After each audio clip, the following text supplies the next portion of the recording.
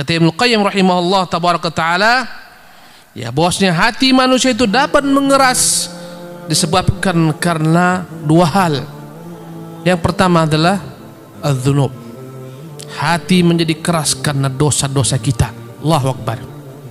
Kata Allah, kalla bal rana ala qulubihim ma kanu yaksibun. Sekali-kali tidak, sesungguhnya menjadi berkaratlah hati mereka dengan sebab dosa-dosa yang mereka lakukan, dengan sebab dosa-dosa yang mereka buat. Maka ini sebab yang paling dahsyat ibadah Allah, membuat hati kita ini mengeras.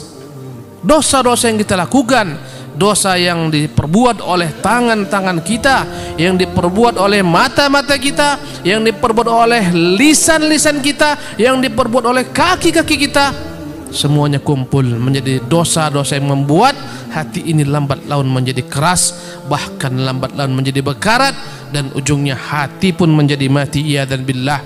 Ketika dia telah mati, maka tak ada baginya kehidupan selama-lamanya. Maka dia telah menjadi hati yang terbalik, sebagaimana kata Nabi kita, kalkuzi mujakhian, bagaikan wadah air yang telah terbalik, la ya'rifu ma'rufan wa la yunkiru munkaran. Tak lagi dia dapat mengetahui mana yang baik, mana yang buruk, sama sekali bercampur baurlah baginya segala sesuatu. Yang baik dianggapnya yang buruk dianggapnya akan menjadi sesuatu yang paling baik baginya. Innalillah wa inna ilaihi raji'un. Ma'asyiral muslimin yang dimuliakan oleh Allah Subhanahu wa taala. Inilah sebab yang pertama. Adapun sebab yang kedua yang membuat hati ini menjadi mengeras ibadah Allah setelah dosa-dosa yang kita berbuat adalah al-ghaflah, lalai.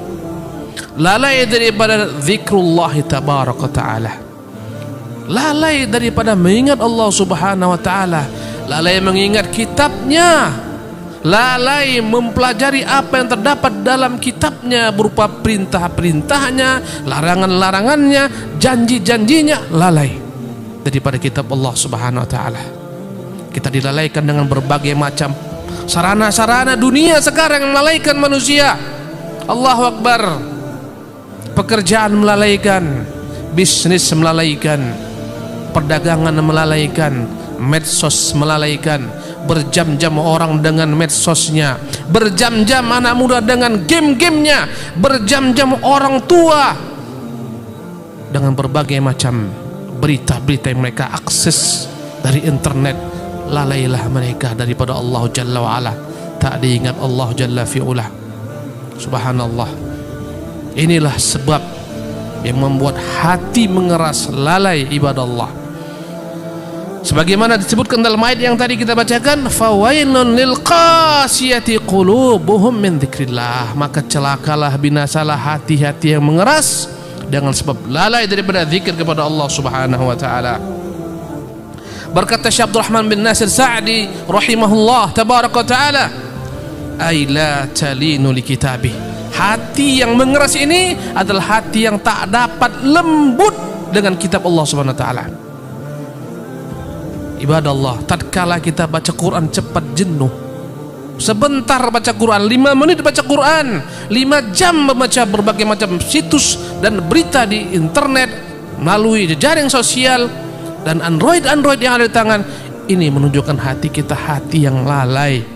Sebentar baca Quran jenuh. Subhanallah. Tatkala beribadah kepada Allah malas-malasan. Ini ciri-cirinya. Ini menunjukkan dalam hati kita ada penyakit kemunafikan. Malas sholat, malas mengaji, malas datang kepada kebaikan, bermalas-malasan dalam segala macam bentuk kebaikan. Itu adalah merupakan sebab dan dampak daripada hati-hati yang keras. Sebagaimana Allah Subhanahu wa taala menyebutkan tentang orang-orang munafik, athqalus salati 'alal munafiqin.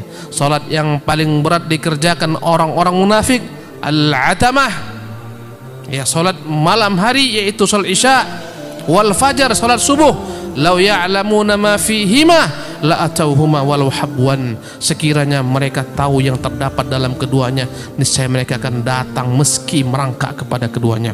Ibadah Allah, ini ciri-ciri hati tatkala mengeras, cepat bosan dalam kebaikan, cepat jenuh dalam berbagai macam bentuk kebaikan. Ini menunjukkan hatinya dalam penyakit yang harus segera dia memperbaikinya, menyembuhkannya. Ibadallah.